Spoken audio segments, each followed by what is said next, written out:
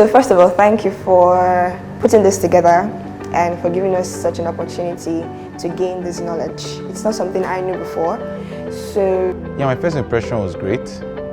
Actually, I was very excited when I looked at the curriculum. And there was a session on concession agreements that was done by a lawyer. That was very interesting, very detailed, and he was on top of his game. He knew the subject matter. He presented the subject matter in a way that all of us could understand, even people that were came from non-legal backgrounds, such as myself.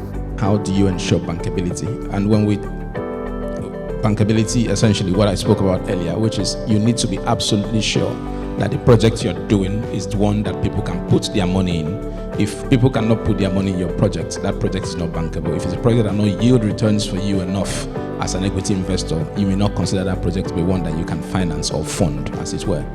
But what do you need to do when you are trying to make sure that your project is bankable? We say here that capital is risk and loss share.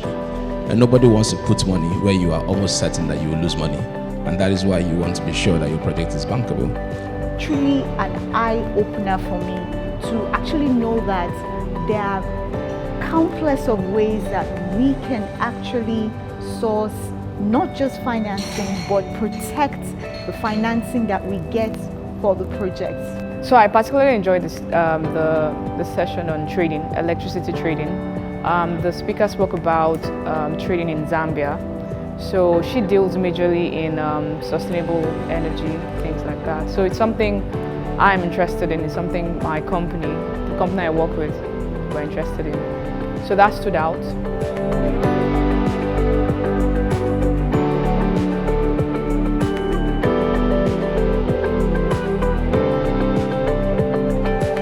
Let's say, yeah, you want to you want to sell power to someone, but then there are no lines, maybe the infrastructure isn't adequate. What happens then? How do you solve that problem? That's a very difficult problem. It's almost, so here is where the procurement portal comes in. We do significant amount of technical analysis to ascertain if there is any risk of us experiencing effectively curtailment risk because of the lack of transmission availability or congestion on the line that we will most likely have to utilize for any export or supply to our customers. There's always been that gap in the market when it comes to like a training that focuses on African case studies taught by Africans and being able to like relate to the tax, and learning about the Africa Infrapreneurs Programme is more like the solution that is filling that gap in the market. And